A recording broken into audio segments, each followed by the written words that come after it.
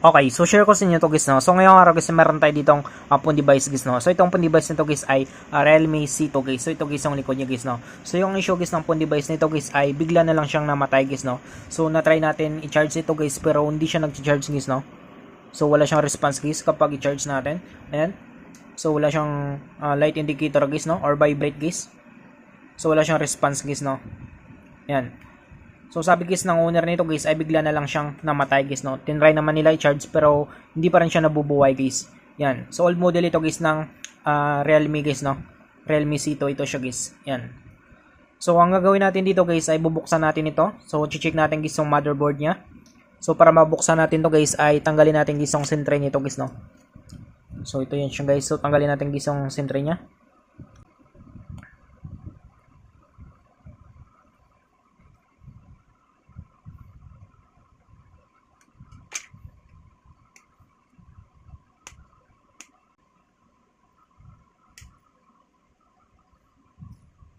So ito siya guys, no? So may SIM card pa siya, tsaka memory. So tabi lang natin yan.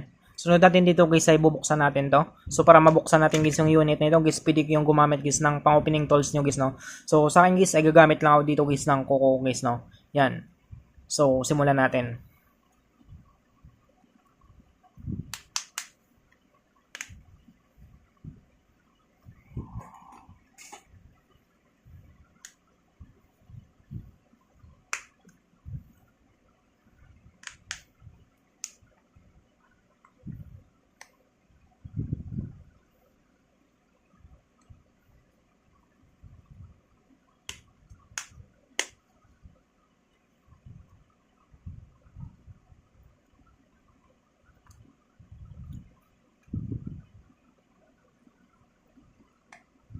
So ayan siya guys, no. So nabuksan natin. Yan. So nahulog na guys yung mga button niya. So tabi lang natin yan siya guys, no. So dito guys ay bubuksan natin to. So tanggalin natin guys yung mga bolts nito guys, no.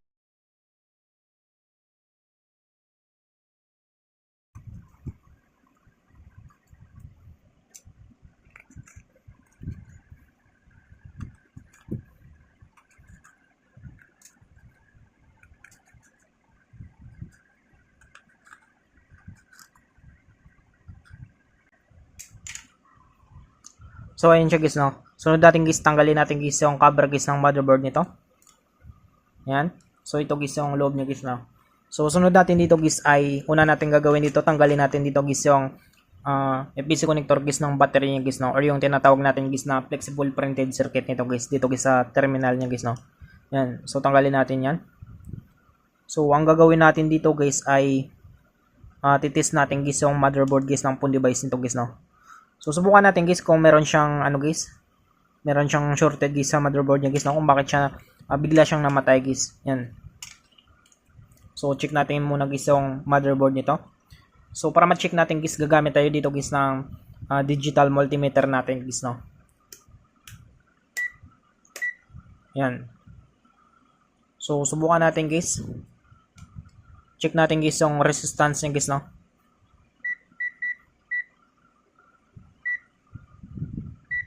So resistance muna tayo guys. So ayun siya guys, no. So sukatin natin guys yung resistance nito. Test natin.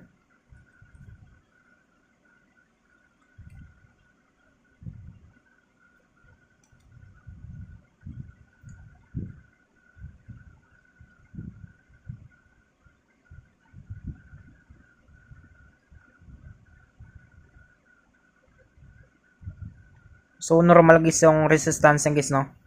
Yan. So malaman natin guys yung resistance nito guys kapag pataas ng pataas guys, no. So ito guys normal siya guys. So check naman natin guys yung ano niya. Check natin guys yung beep niya guys, no. Or check muna natin guys yung diode mode niya. So diode mode muna tayo. So kapag ganito guys yung reading niya, so possible guys na meron siyang grounded guys, no, dito guys sa motherboard niya guys. Kapag ganyan guys yung reading niya guys. So dapat guys meron tayong ma-reading dito guys na 1000 counts guys, no. Subukan natin guys. So mga 2.2 something guys. Yan. So makita nyo guys, no, 2 point something guys. Ibig sabihin guys ay goods guys yung motherboard nito guys, no. So subukan naman natin guys yung beep niya guys. So beep tayo. So subukan natin guys, no, kapag mag-beep siya guys. So kapag magganito siya guys, ibig sabihin guys meron siyang shorted guys, no, kapag maganyan siya guys. So subukan natin. Yan. So hindi siya nag-ano guys, no. Hindi siya nag-beep guys. Ayan. So ibig sabihin guys ay good board guys yung phone device nito guys, no. So try natin guys, test natin guys yung battery niya. So na-check natin guys yung motherboard niya ay okay naman guys, no. So dito tayo guys sa battery niya. Subukan natin guys yung battery nito guys, no. So mag-check tayo dito guys sa battery niya.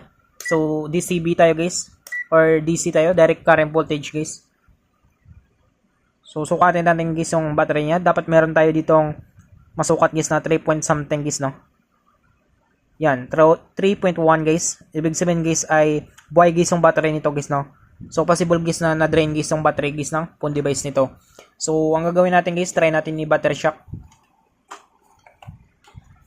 So meron kasing mga phone device guys na hindi kayang kargahan guys yung battery niya guys, no, yung sariling battery guys ng phone device guys. Katulad nito guys ay hindi niya kayang kargahan guys yung sarili niyang battery guys, no, kapag na-drain guys yung battery nito. So subukan natin guys i-battery shock natin. So tanggalin natin guys sa ano niya. Tanggalin natin sa housing niya guys. So tabi natin yan. So try natin battery shock guys, no.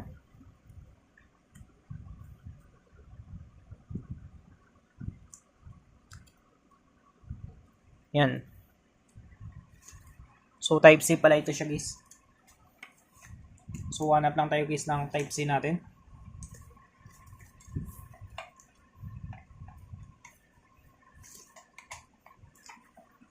So yan siya guys, no.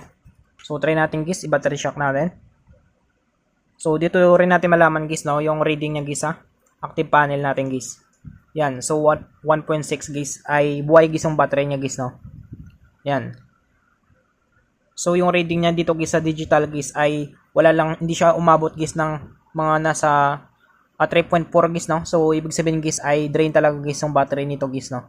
So makita naman natin guys ay buhay guys yung battery nito guys, no. Yan. So makita nyo guys nag-charge yan guys. So 1.6, 1.5. So goods guys yung battery nito. So subukan natin guys, no. Battery shock lang natin guys ng mga ilang minutes guys.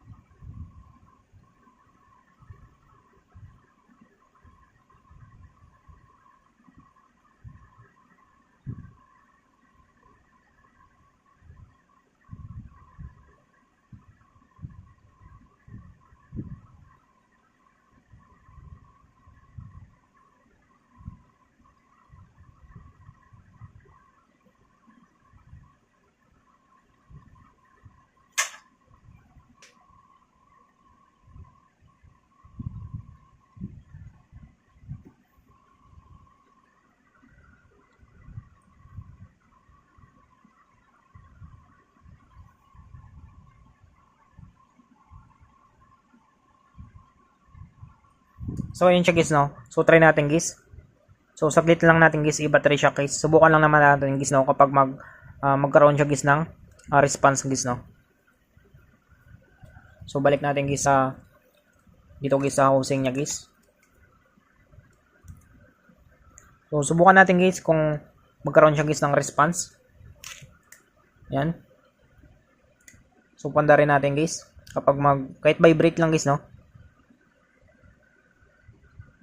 Yan. So kung makita nyo guys ay nagkaroon na siya guys ng power guys, no. Yan. So subukan natin guys, i-continue natin guys sa charger. So nag-power na siya guys, no. Kanina talaga kasi guys ay kapag i-charge natin guys hindi talaga siya guys nagkakaroon guys ng charging logo guys, no. So ngayon guys ay nagkaroon na siya guys ng charging logo. Yan. So wala pa rin. So ayan siya guys. So lumabas na guys yung kidlat niya guys. So ibig sabihin guys ay nabuhay guys ng active panel natin guys yung battery nito guys, no. Yan, kung makita niyo guys drain na drain guys, no, 0% guys. Yan. So nabuhay natin guys yung phone device nito guys, no. Yan. So yan lang guys, no. So I hope guys na makatulong sa inyo itong video tutorial natin. Sa mga bago lang sa ating channel guys, no, huwag natin kalimutan guys i-click guys yung subscribe at yung notification bell button para ma-update ko kayo guys sa susunod natin guys na video tutorial. Thank you guys and God bless sa lahat.